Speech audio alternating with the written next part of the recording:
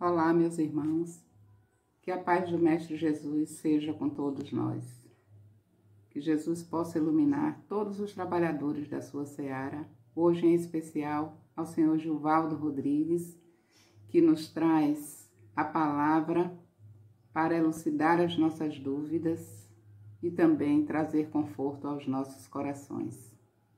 Então nós vamos fazer a leitura do Evangelho segundo o Espiritismo, o capítulo 20, que fala dos trabalhadores da última hora, os obreiros do Senhor. Atingistes o tempo do cumprimento das coisas, anunciado para a transformação da humanidade. Felizes serão aqueles que tiverem trabalhado na seara do Senhor, com desinteresse e sem outro móvel, senão a caridade. Suas jornadas de trabalho serão pagas ao cêntuplo do que terão esperado. Felizes serão aqueles que terão dito a seus irmãos: Irmãos, trabalhemos juntos e unamos os nossos esforços, a fim de que o Senhor encontre a obra pronta à sua chegada. Porque o Senhor lhes dirá: Vinde a mim, vós que sois bons servidores, que calastes os vossos ciúmes e as vossas discórdias, para não deixar a obra prejudicada. Mas ai daqueles que por suas dissensões terão retardado a hora da colheita, porque a tempestade virá e serão carregados no turbilhão.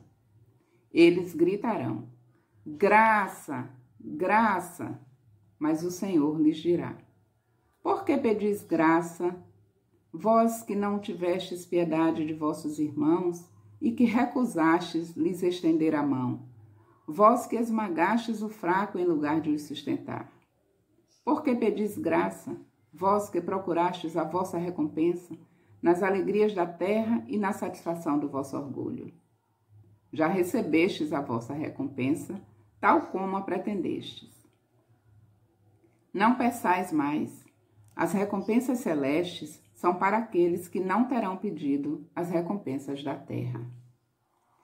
Deus faz neste momento o recenseamento dos seus servidores fiéis e marcou com o seu dedo aqueles que não têm senão a aparência do devotamento, a fim de que não usurpem mais o salário dos servidores corajosos, porque é àqueles que não recuarem diante de suas tarefas que vai confiar os postos mais difíceis na grande obra de regeneração pelo Espiritismo. E estas palavras se cumprirão. Os primeiros serão os últimos e os últimos serão os primeiros. O Espírito de Verdade, Paris, 1862. Paz e bem a todos, meus irmãos. Boa noite, meus queridos irmãos. Mais uma vez aqui estamos dessa feita para falar a respeito da Grécia e a missão de Sócrates. Nas vésperas da maioridade do planeta Terra, ou seja, na véspera da vinda do Cristo ao planeta Terra, era a maioridade que nós estávamos adquirindo. E Jesus, então, manda numerosas pleiades de espíritos superiores ao planeta Terra, trazendo a sua mensagem para o povo ia se acostumando daquela mensagem que logo depois Jesus ia nos trazer. Na Grécia, ele manda milhares de espíritos evoluídos, assim como também foi no Egito, foi na China, foi na Índia. Esses espíritos vieram, antecederam Jesus, ali também na Judéia. Eles vieram para anteceder, para trazer ao povo a notícia de que Jesus iria chegar aqui e ele já ia encontrar o povo mais ou menos à sua espera. Era assim que todos esperavam. Então, Jesus, vendo esse movimento intenso ali na Grécia, onde o seu governante na época não era tão radical, Jesus então manda esses espíritos superiores. Aí tinham Atenas e Esparta. As duas deixaram algo na história da humanidade que até hoje a gente vive tudo aquilo que eles pegaram naquela época, bem remota, há 5 séculos da vinda do Cristo. Então,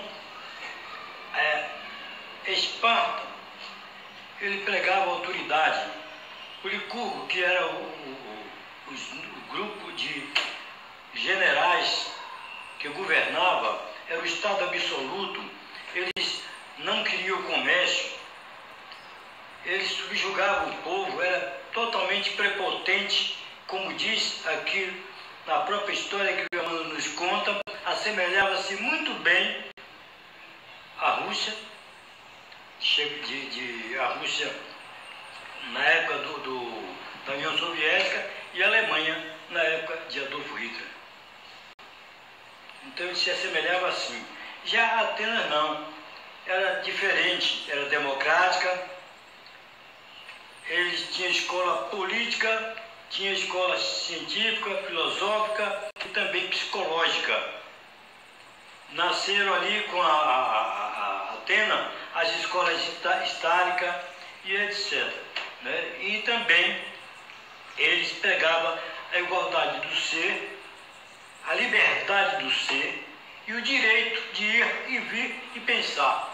É isto que hoje nós nos aproveitamos desta ideia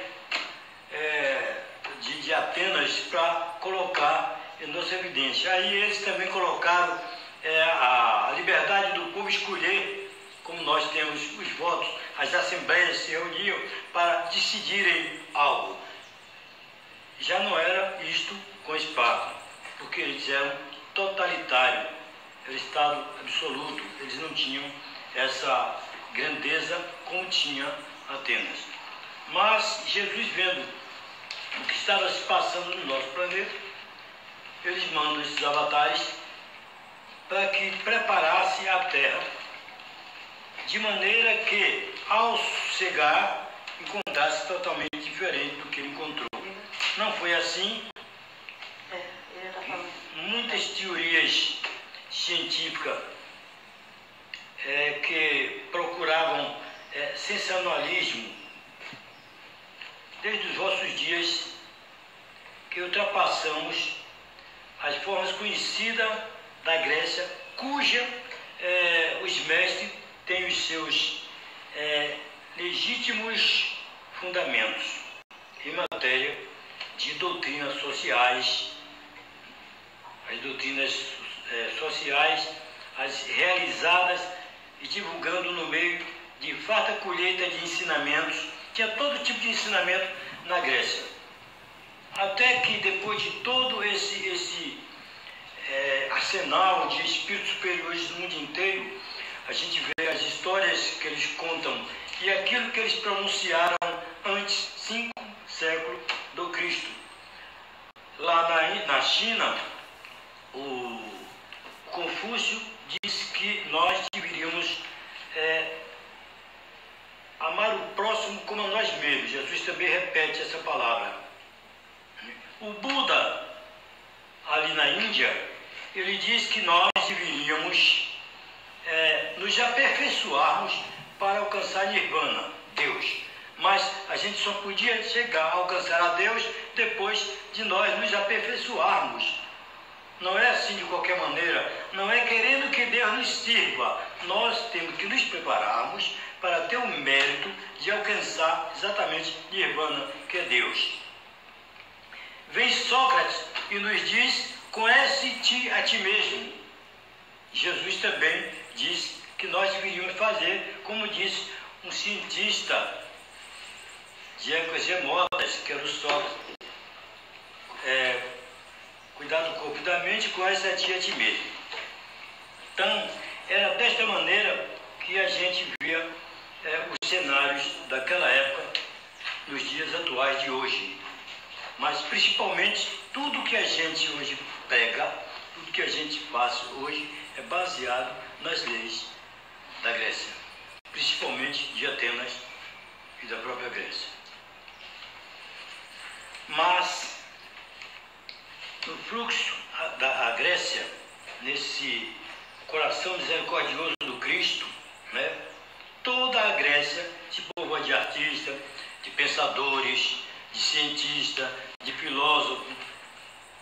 A Grécia enche desses espíritos maravilhosos que vêm trazer a sua ideia ou idealismo, que surge o idealismo, surge as doutrinas que foram levadas para outros povos do planeta Terra, né, que dos seus templos, eles pregavam a sua doutrina para que as pessoas se encontrassem.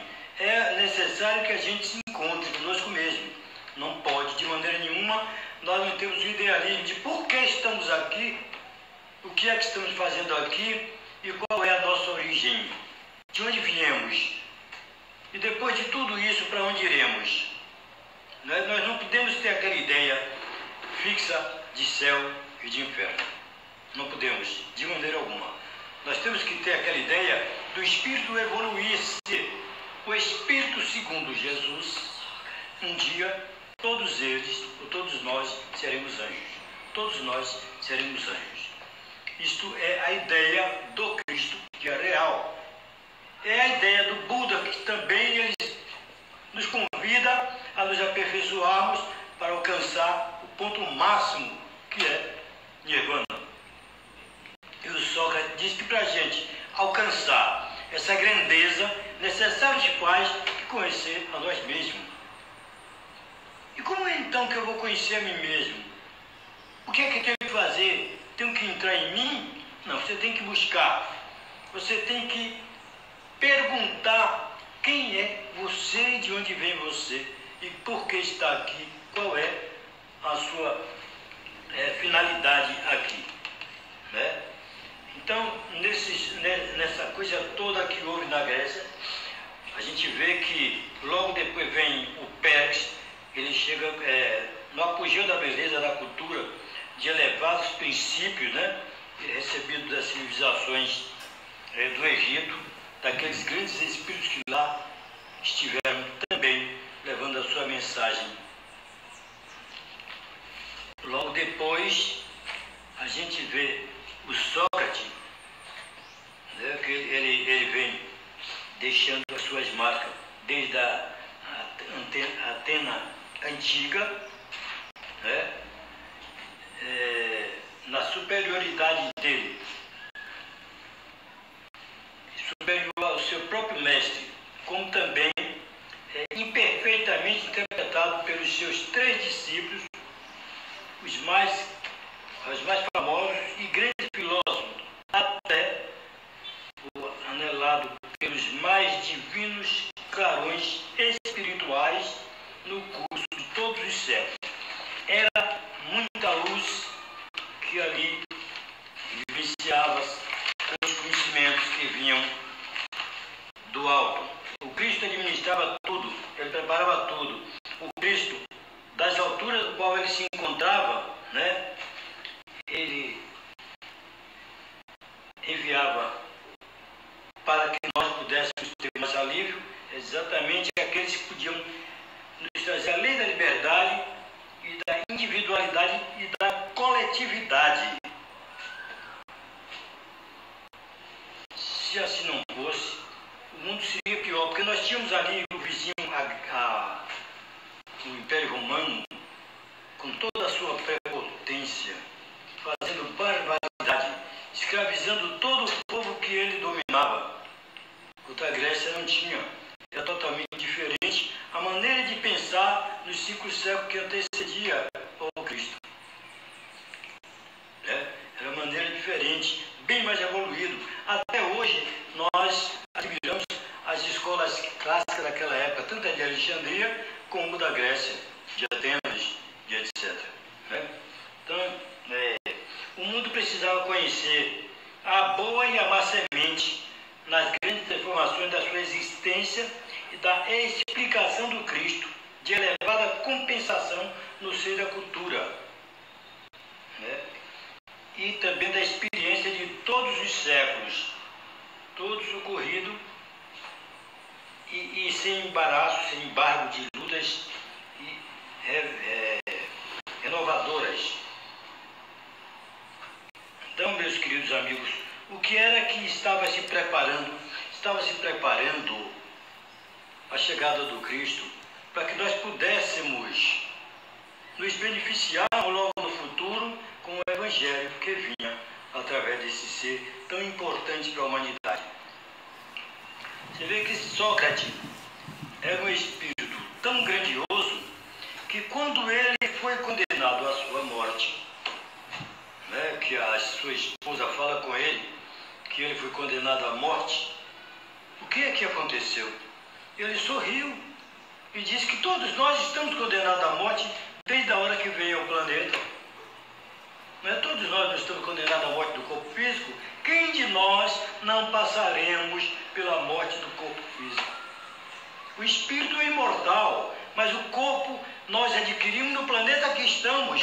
Eu não posso levar o meu corpo para o plano espiritual e nem ninguém pode trazer o seu corpo para um outro planeta. Então, nós sabemos que somos imortais e somos reencarnacionistas.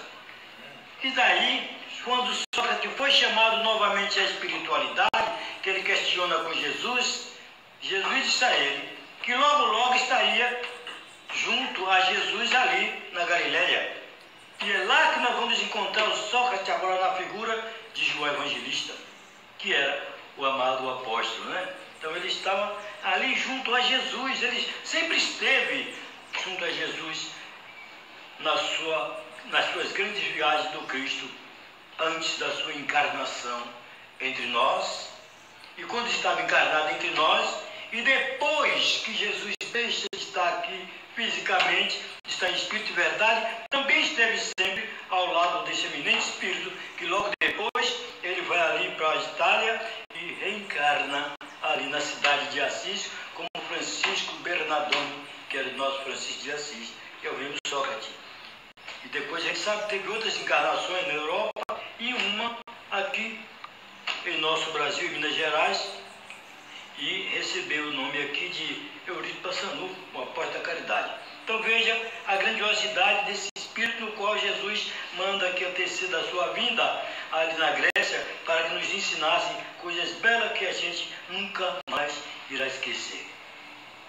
Ali na época de Sócrates, a gente encontrava na Grécia a ciência de todos os tipos, nós encontrávamos ali a filosofia, nós encontrávamos ali a psicologia, tudo você encontrava ali, as grandes doutrinas do passado, de Sócrates e outros dos seus discípulos, etc. Por quê? Porque ele vier exatamente para isso. É como na época do nosso Brasil aqui, na pátria do Evangelho, o Longino estava com Jesus, era um mensageiro de Jesus e veio para aqui. Ele reencarna ali em Portugal como o Henrique Saga e veio para cá para tomar posse das terras da pátria do Evangelho, coração do mundo, celeiro do mundo e gigante da América. Então, esse gigante da América, hoje, não vou comparar com a Grécia, mas hoje, está fazendo o papel que fez a Grécia, antecedendo a vinda de Jesus. Por quê? Porque hoje nós estamos pregando o cristianismo de Jesus, né? Nós estamos pregando o cristianismo de Jesus em espírito e verdade, como faria e como fez Sócrates e todos os seus discípulos, todos que o antecederam, todos que o antecederam, falavam exatamente na espiritualidade, no caminho da espiritualidade, na grandeza dos ensinamentos que iam chegando a ele, mas Sócrates já vivenciava o espírito. Sócrates já tinha certeza de que nós iríamos vir aqui e depois poderíamos desencarnar e voltar novamente pelo processo da reencarnação e da imortalidade do espírito. É um grande exemplo para todos nós a Grécia. Continua sendo esse exemplo que até hoje nas escolas do mundo inteiro ensina aquilo que ensinaram os grandes homens daquela época de Sócrates ali na Grécia. Então, meus queridos irmãos, se nós então não buscarmos isso para aprender e saber o que é que aconteceu, porque o que é que acontece com todos nós nós aprendemos coisas que não estão dentro do nosso contexto, não está dentro dos ensinamentos do Mestre Jesus. E tanto Sócrates como os essênios já ensinavam o cristianismo de Jesus antes da sua vinda. Por quê? Porque eram os enviados de Jesus. Aquele povo, que eram os essênios que tinha ali perto da Judeia, eles eram enviados de Jesus. Veja que logo depois desaparecem do planeta Terra. Em todo o mundo, como é explicado, em todo o mundo Jesus enviou espíritos generosos, sábios, mestre, filósofo e etc. Ele mandou para todo o planeta Terra, que já estava naquela época em evidência. Então, a gente sabe que ele mandou para o Egito, para a Índia, para a China, para ali para o Oriente Médio, para a Judeia e para a Grécia. A Grécia e o Egito, a escola de Alexandria no Egito e as escolas de Estálica e outra, até a escola jônica, né, da Grécia, era uma grandeza nos ensinamentos de Jesus, trazendo para nós tudo aquilo que a gente precisava conhecer. Aos influxos do coração misericordioso de Jesus, né, o Cristo, toda a Grécia, que é povoada desses artistas, desses cientistas, vem trazendo exatamente aquilo que ele precisava. À frente de fervoroso idealismo de Pitágoras, de Xenófanes, as escolas jônicas e atonistas, com Teles e Demócrito, nas expressões mais avançadas do materialismo. Eles eram exatamente isso, na expressão mais avançada do materialismo. E já no século de Péricles, chegando a um apogeu da beleza, da cultura, de elevados princípios recebidos da civilização do Egito, né, dos clarões espirituais daquela época. Então, esses espíritos que o Cristo elegera para ser os seus mensageiros, sempre estiveram conosco no Egito, ali na Babilônia, na Índia, no Oriente Médio, ali na Israel, onde é a Judeia e etc. E também na Grécia. Eles espalharam por todo o planeta Terra, em evidência naquela época, para despertar. Ora que o povo mais orgulhoso, mais vaidoso do nosso planeta Terra era exatamente os hebreus. Mas como eles eram os únicos que acreditavam num Deus único, então Jesus escolhera ali para encarnar. Jesus prepara todo o cenário para a sua chegada. Veja que toda a encosta ali da Galileia foi transformada em flores perfumadas. O mar teve uma vitalidade extraordinária, que era o lago de Genezaré. Aquele cenário da sua chegada naquela noite de 17, sei lá, de abril do ano 1, ou do século 1, que é o primeiro século de Jesus, também preparada por ele, com toda essa evidência espiritual, que Jesus chega ali, mesmo assim, eles não aceitaram que Jesus nascera numa manjedoura. Assim como na Grécia, não aceitaram Sócrates porque ele falava a verdade. Ele falava a sua verdade. Ele prometeu a liberdade espiritual para aqueles que procuravam se encontrar, conhecer a si próprio. E os juízes da época não aceitaram. Ele foi tão honesto que apareceu até juiz que queria abrir a porta da cadeia para salvá-lo da morte, e ele disse que não, que ele não iria fazer aquilo que não era certo. A mesma coisa como fizera também o Paulo de Tarso. Quando prometeram a ele a liberdade, o Pedro saiu, mas ele ficou. Ele preferiu ficar porque ele estava ali na sua missão. Ele estava ali para cumprir o determinado, que com fé ofere com ele será ferido, e ele que fizera, recebera da mesma maneira. Então, meus amigos, se nós olharmos hoje o Brasil, o coração do mundo de pátria do Evangelho, com as escolas espirituais que tem aí, com o Espiritismo, não quero dizer que as outras não sirvam, mas eu quero só dizer a vocês que é uma evidência da nossa mortalidade. É uma evidência que não tem nem céu, nem inferno, nem purgatório. O que tem é mundos espirituais, colônias espirituais, e que nós não sairemos do planeta Terra até tornarmos perfeitos.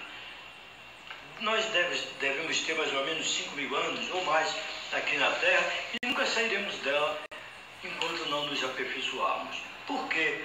Não morreram, e aqueles que morreram, que deixaram a Terra, não deixaram. Eles estão aqui nas colônias em volta da própria Terra, se prepara, tal, aprende, depois volta através do processo da reencarnação e vai habitar conosco novamente para ver se ele consegue passar nas suas provas. Era isso que eles ensinavam no Egito. É isso que eles ensinavam também ali na Grécia. As escolas de Alexandria pregavam isso. Os egípcios pregavam a imortalidade da alma e a reencarnação. Só que um grupo pensava que o espírito voltava ao mesmo corpo e ele fazia aquelas múmias exatamente esperando a volta do espírito. Os nossos índios aqui no Brasil pensavam da mesma maneira. Eles pensavam que a gente morria fisicamente e voltava no mesmo corpo. E eles enterravam com todos os elementos, todos os objetos, para que eles, quando voltassem, encontrassem tudo perfeito. Mas não é desta maneira. Ali na Judéia, Jesus também explica a Nicodemo, quando ele pergunta se era necessário ele entrar no útero da mãe. Porque Jesus disse que era necessário que nascesse da água, né? E do Espírito. Água é o nosso corpo e Espírito somos nós. Nós não somos o corpo. As pessoas às vezes dizem meu corpo, tudo certo, mas quando eu digo meu espírito, tudo errado. Nós não temos espírito, nós somos espírito. E Sócrates já explicava isso. Eu não sou o corpo, eu sou a realidade. Eu não sou a ilusão, eu sou a realidade. O corpo é ilusão, que nós estamos usando aqui, mas é ilusório, daqui a pouco acaba. Basta o coração parar e adeus corpo. Mas o espírito continua vivo. O espírito é criado para a eternidade. Isto as escolas platônicas, as escolas de Alexandria, as escolas da Grécia, todas ensinavam desta maneira. E foi assim que aprendemos. Foi assim que Jesus veio entre nós e desta maneira ele pregou. Dele não mudou de maneira nenhuma, nem disse outras coisas, e nem disse que ele era o salvador da pátria. Ele disse que ele era o libertador. Ele vinha nos libertar da ignorância na qual nós vivíamos. Nós estávamos cobertos de ignorância. Não sabíamos quem éramos. E ele veio para nos explicar quem eu sou. Você é um espírito criado por Deus a caminho da luz. Você está aqui para crescer. Você está aqui, mas não está perdido, porque nenhuma das criaturas criadas por Deus perderá. Nenhuma das almas a ele confiadas perderia também, porque na casa do Pai há muita morada e todas elas serão habitadas. Os grandes sábios do passado já pregavam desta maneira. Não é agora que nós estamos querendo pregar, não. Eles já pregavam dessa maneira. Inclusive o nosso próprio Jesus Cristo, que as pessoas não prestaram atenção. Moisés falou isso, todos falaram desta maneira. Então, meus amigos, a maior riqueza que nós temos em conhecimentos hoje para a nossa política, para a nossa ciência, para a nossa história, para a nossa psicologia, teologia, para a nossa filosofia, veio da Grécia. Veio da Grécia. Foi ali, como eu disse no início, que uma grande quantidade de espíritos de grande valor, artistas,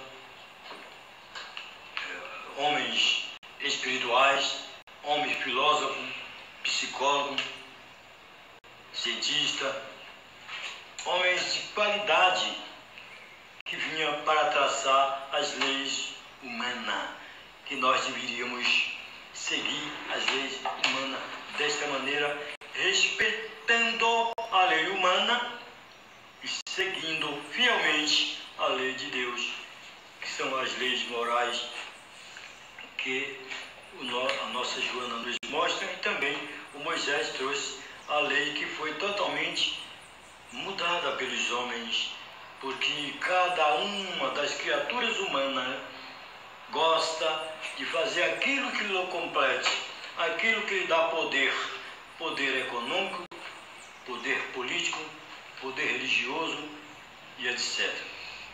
Mas os espíritos na qualidade de Sócrates, do próprio Jesus, que é um Cristo, e de outros não, ele vem totalmente despido do poder material para nos mostrar a grandeza do poder espiritual.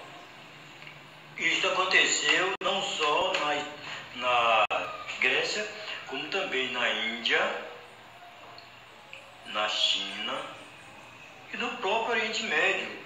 Aqueles que a Bíblia chama de profetas nada mais eram de que um médio, como era o Sócrates, como era Jesus, o médio de Deus. Como somos nós, o médio dos espíritos, porque todos nós estamos no meio. E na época que Jesus estava entre nós, ele estava entre nós e Deus. Então era ele que falava para nós aquilo que vinha de Deus. Na Grécia, Jesus falava para o Sócrates, e o Sócrates falava para todos nós que estavam encarnados na época na Itália, ou na Grécia. Não tinha como as pessoas poder negar esta verdade. Não tem como as pessoas dizer que não é real. Quando você lê a história da Grécia, quando você busca conhecer a vida do grande sábio do passado, o grande filósofo Sócrates, você vê a grandeza daquela figura que ensinava sentado nas praças, nas ruas, debaixo das árvores, ensinando aos seus alunos com a sua maior pureza e sua maior grandeza. E toda vez que você ia perguntar algo a ele, ele pedia que você buscasse conhecer você mesmo. Conhece-te a ti mesmo, que até hoje as pessoas não sabem como se conhecer. Você tem que interrogar. Você tem que entrar em você mesmo. Você tem que ver que você é apenas um espírito travestido de ser humano. E que você está aqui temporal. Nada daqui você leva, meu querido irmão. Nada. Você está aqui aprendendo nessa escola, porque aqui foi construído por Jesus uma grande escola para os seus irmãos. É uma escola onde nós aprendemos e fazemos toda vez as nossas provas. Quantas vezes viemos e não passamos as provas? Quantas vezes na faculdade a gente perde? E repete o ano, repete o ano, repete o ano. Nós estamos aqui repetindo exatamente a reencarnação. Lembre-se o que eu disse no início. Quando o Sócrates foi chamado, ele questiona com Jesus: por que me convidaste para encarnar aqui e agora me tira desta maneira da terra? E Jesus explica a ele: porque logo mais nós estamos juntos ali na Judéia. E não foi? E quantas vezes esse grande sábio reencarnou entre nós? Né? Inclusive nós tivemos a honra, a grandiosidade de recebê-lo ali no estado de Minas Gerais, como eu de Passanova, né? Ele veio na sua simplicidade, né? Ele veio em família rica, uma grandiosidade, que ele veio e de repente ele era o Francisco de Assis. Ele só foi descobrir que ele era também fora o João Evangelista quando o próprio João estava na Grécia, em Efésio, e depois que ele foi preso ali naquele lugar lá em Roma, onde tinha só pedras, ele foi preso ali, e ali ele descobriu em uma visão que ele teve, que ele era exatamente, ele fora em uma das suas encarnações de Sócrates. Então, meus irmãos, é uma história muito linda essa da Grécia, pelos seus grandes pensadores, os grandes pensadores da Grécia, os grandes filósofos que marcaram a época. E tudo que nós hoje buscamos está ligado a todos eles. Nunca nós nos desligamos dos conhecimentos do qual eles deixam para nós. Isto estou fazendo o resumo, o máximo do resumo que posso fazer para falar nessa grandeza desse ser humano, que esteve entre nós, esse grandioso espírito, e o Salvador contemplava das alturas essa época de elevada conquista, né? Com Sócrates, que contempla a grandeza de Sócrates na antiga Atena, né? E também a superior. Ele era superior ao seu mestre, e todos os outros queriam mostrar a ele aquilo que podiam mostrar, mas ensinavam e diziam tudo, mas imperfeitamente. Nunca eles puderam fazer aquilo que o nosso querido e amado Sócrates fizeram. Quando a gente vê a história do nosso Adolfo Bezerra de Menezes, que viera também de lá da Judéia com Jesus, era aquela figura ímpar, não era tão ímpar na época, mas ele era uma pessoa que queria de qualquer maneira conhecer Jesus, e ele sobe numa árvore para vê-lo. Como ele era baixinho, que ele não podia ver do céu, ele sobe na árvore, e Jesus manda que ele desça. Ele era ali o Zaqueu. Quando ele está no Rio de Janeiro como médico, já idoso, naquela situação dele, sem um centavo na mão, que uma criatura chega com o seu filho e ele lhe passa o remédio. E ela diz: doutor, eu não tenho remédio para comer, vou ter para comprar remédio. E ele tira o anel e lhe dá o anel de formatura. E ela diz: muito obrigado, doutor Bezerra. E ele responde: não, minha filha, isso não me pertence. Eu prometi a Jesus de devolver tudo aquilo que não é meu, e devolver em dobro. E foi isso que eles fizeram. Então os espíritos grandiosos, eles fazem isso nas suas encarnações. Ele nos dá lição excelente de como nos conduzir no caminho ou na estrada que nos leva aos mundos felizes, seguindo o nosso querido e amado Mestre Jesus. Não tem como nós, depois de tanto buscar, ter dúvida. Dúvida de quê? Dúvida da grandeza de Jesus? Dúvida de que Ele construiu o nosso próprio planeta Terra? Dúvida de que Ele está conosco e que foi e é o ser mais ímpar que a gente conhece. Um ser que nunca, quando Ele falou no templo que os sacerdotes eram todos víbora, chacais engolindo o lobo, o lobo engolindo chacais, né? Ele também disse que era sepulcro caiado por fora. Mas tudo aquilo Jesus falou com amor, porque nós somos isso tudo. Nós realmente somos isso tudo. Jesus falou por amor. Jesus Jesus nunca, em sua encarnação entre nós, teve o desprazer de falar de maneira diferente que nos agravasse. Quando nós tínhamos dúvida, ele era paciente. Quando nós éramos prepotentes como fora aqueles que lá estiveram, ele tinha dó e pedia ao Pai por todos eles. Então, vamos deixar essa ilusão de aquilo que tem lá nos Evangelhos não é aquilo que é real para a história do Cristo. Então, hora nenhuma Jesus chicoteou ninguém. Hora nenhuma Jesus se alterou com alguém. Jesus só fez bem e continua fazendo a toda a humanidade, muito antes de estar aqui no corpo físico conosco. Por isso, ele passa para nós essa coisa tão linda que é a passividade, mas com autenticidade.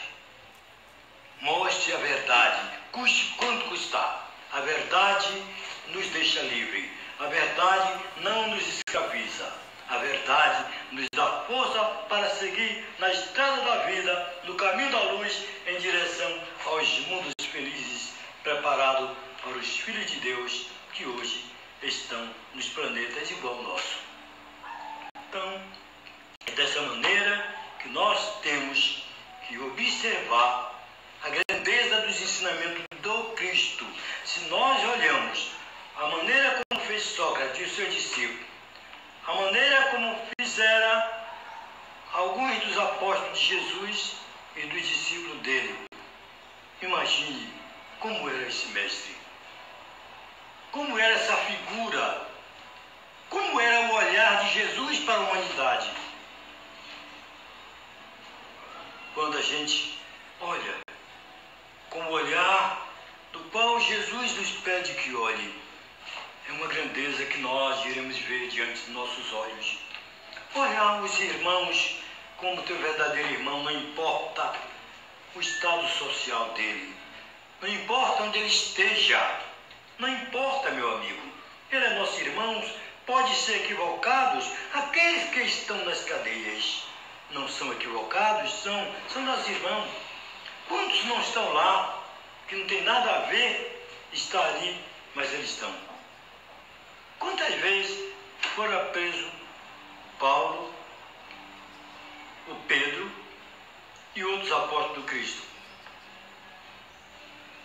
Não é? Então, eu sei que quem deve tem que resgatar. Isso foi dito. Com a arma que tu feres alguém, com ela será ferida. Toda pedra que você atiça para cima, cai na sua cabeça. Se você arremessa no outro, volta para você. Tudo que você faz, volta para você. Se você deseja amor, o amor volta para você. Mas se você deseja mal, o mal volta para você. E isso também o Sócrates nos passou. Imagine,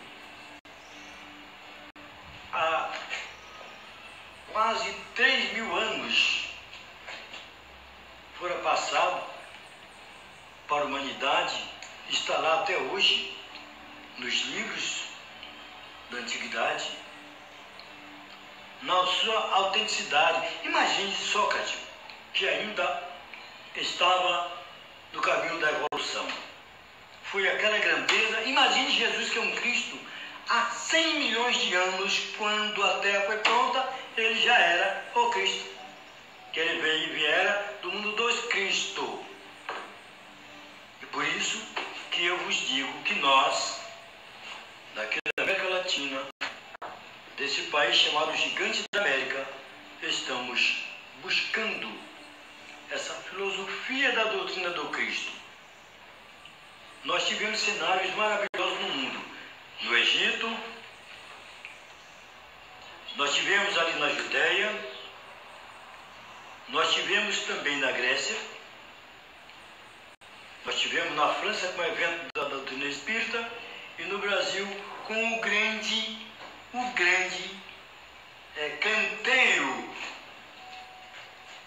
né, entregue a nós por Jesus para semear a semente semente na qual Ele nos deu para nos mostrar o caminho da nossa liberdade, o caminho que nós devemos seguir. Olhai, olhai, meus queridos irmãos, para aqueles que nos recomendam a caminhada com eficácia, a caminhada com força, a caminhada com coragem, aquele que tem coragem de enfrentar o que enfrentou o nosso irmão Sócrates, né?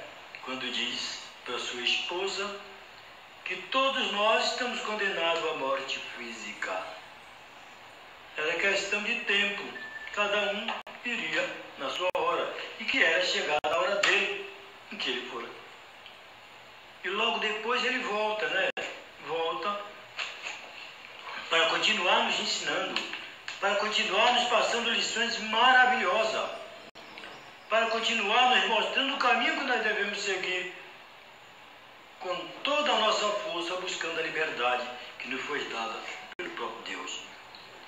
Eu me lembro de o irmãozinho de Antioquia, quando ele adentra a cidade de Roma e ele vê a cidade linda, ele sorri e o soldado bate nele, dizendo a ele que ele era miserável, que ele ia morrer naquela hora. E quando ele vai para o leão devorar, não devora, porque Jesus dissera a ele que queria ele no meio dos leões humanos para testar a sua força, a sua coragem e a sua fé. Foi isso que ele fizera. E nós estamos aqui para isso. Nós estamos aqui para ser testados. Nós estamos aqui para aprender a lição que vem sendo ensinada há muito tempo. Quantos de nós vivemos na época do Sócrates? Quantos de nós vivemos lá na escola de Alexandria? Quantos de nós vivemos na época de Jesus? Qual foi a importância que nós demos a ele naquela época que estávamos juntos na Judeia? Será que seguimos? Será que ouvimos? Será que duvidamos? Se até hoje há dúvidas, se até hoje as pessoas não são ainda capazes de ter a certeza da grandeza desse ser, como é que nós podemos então dizer que somos prontos? Pronto para quê? Pronto para quê? Não estamos nem em regeneração ainda. Nós estamos em prova e expiação. Há não sei quantos mil anos nós estamos aqui e não conseguimos ainda sair do lugar. Agora, nós estamos tendo evento para sair disso. Porque a providência divina nos manda a toda hora teste para ver se nós temos condições de passar ou não. Então, a gente não pode ficar de maneira nenhuma ajoelhado o tempo inteiro, olhando para o alto, pedindo a Deus. Não. Aí você está se anulando. Você não pode também sempre ficar sentado o tempo inteiro, meditando e orando. Porque trabalhar é orar. É a ação. Quando toda vez que eu oro, que tem ação, eu chamo de oração e vou vencer. Mas toda vez que eu for orar sem a ação, não é oração. Orar por orar, todos aqueles que eram contra Jesus faziam disso. Ora, meu Deus, como eu sou justo e perfeito, eu estou dando esmola porque não sei o que lá, nada daquilo resolve. Aquilo que parte do coração te engrandece. E aquilo que parte da tua ira te enfraquece. Toda vez que a tua ira te contaminar, fica com tua marca. Você não pode se encorajar por causa do outro, porque ele não vai ter nada, mas você vai ter a sua modificação.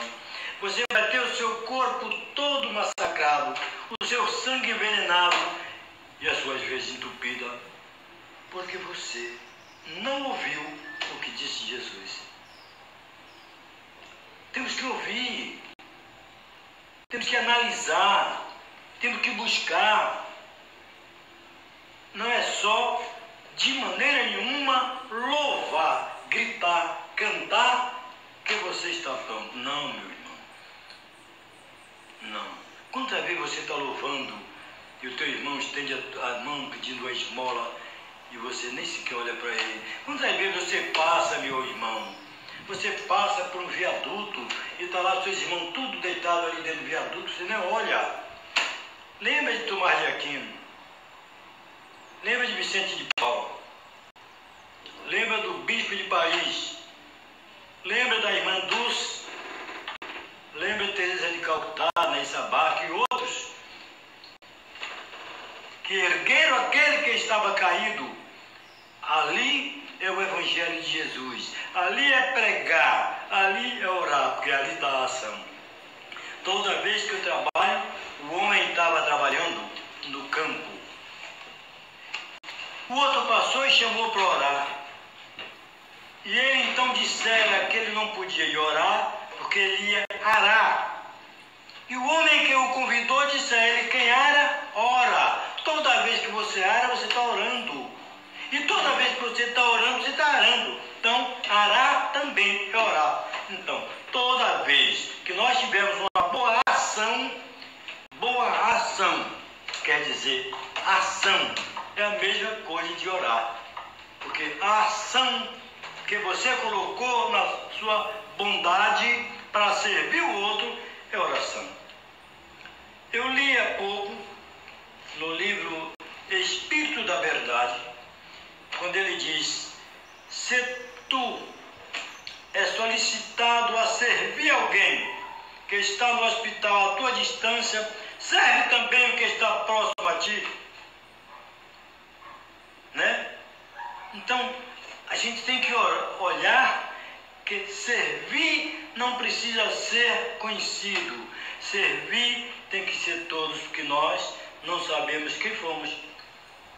Não sabemos quem somos também. Não sabemos quem é aquele outro. Será que aquele outro que está ali caído não poderá ter sido teu pai? Teu irmão? Não é isso? É por isso que os grandes filósofos da nossa querida Grécia, os grandes pensadores também da escola de Alexandria, os grandes homens dali da Babilônia e de outros impérios que tinham consciência. Veja que tinha Esparta e Atenas. Esparta era governado por um grupo de generais, era prepotente e o Estado era absoluto. Ele não queria comércio, ele não gostava de dar assistência ao povo, ele não queria que o povo tivesse liberdade. Eles só queriam fazer guerra para matar. E isso era Esparta, os espartanos. Os atenienses, Atenas, era o quê? Era diferente.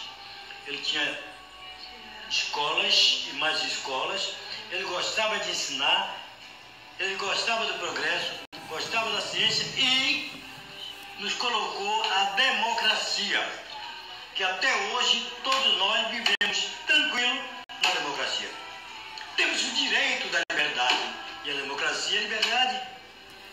Ele disse que Esparta usava tudo aquilo dos fascistas e dos comunistas atuais. Está lá no livro do Emmanuel, A Caminho da Luz. Lá na Grécia, pode ir lá, Grécia e Sócrates. A missão de Sócrates. Está lá. Isto era Esparta. Mas a Atenas era diferente. A Atenas era totalmente diferente. Era democrática. O povo era quem decidia tudo. Ele reunia o povo para escolher algo, como nós fazemos hoje na nossa eleição. Então, meus amigos, a gente vê que o mesmo povo dividido exatamente por questão de liberdade ou não. Então, meus queridos irmãos, quero pedir a vocês desculpas, porque é pena que a gente não possa falar tudo sobre a Grécia que ela merece. Mas um pouco que eu falei é para saber. Através da grandeza de Sócrates, imagine a grandeza de Jesus. Imagine esse ser, o olhar desse ser para você. Imagine ele olhando para a sua criatura humana. Imagine ele desmanchando todas as fronteiras para que nós todos nos tornemos um só povo, todos irmãos, filhos de Deus, a caminho da luz. Salve o Brasil, salve a nossa pátria, que é a pátria do Evangelho de Jesus. E que o Jesus Cristo, nosso grande e amado Mestre, estenda as suas mãos ao nosso querido Ismael para ajudar os nossos governantes e legisladores e também o nosso Supremo, para que eles possam agir como agia aqueles que pensavam igual ao Sócrates. Muita paz. Gente, eu quero que vocês todos que me ouviram façam uma vibração para minha irmã que está no hospital da cidade de Aracaju e ela pegou a coronavírus e está entubada. Vamos orar. Ela está nas mãos de Deus. Deus sabe mais do que todos nós o que é que nós estamos precisando. Mas eu peço a todos que vibrem. Terezinha Lemos de Alcântara. Terezinha Lemos de Alcântara. Qual de nós não tem uma virtude? Nossa, um jeito E se suavizar o lado rude? Vamos ajudar-nos mutuamente com as nossas qualidades para fazer um mundo diferente e tirar a força da maldade. Um dia todos nós seremos anjos. Vamos trabalhar e acreditar que no futuro nós seremos anjos no planeta onde o amor, unicamente o amor, há de reinar. Assim será. A felicidade só começa quando cessam as desigualdades, quando todos compartilham sonhos e não usam mal a liberdade. O mestre falou sede perfeito e nos ensinou esta lição, que somente o amor será eterno. Nele estará nossa salvação. Um dia todos nós seremos anjos. Vamos trabalhar e acreditar que no futuro nós seremos anjos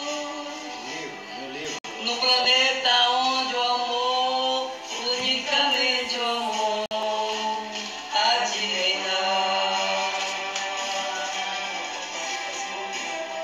Seremos anjos.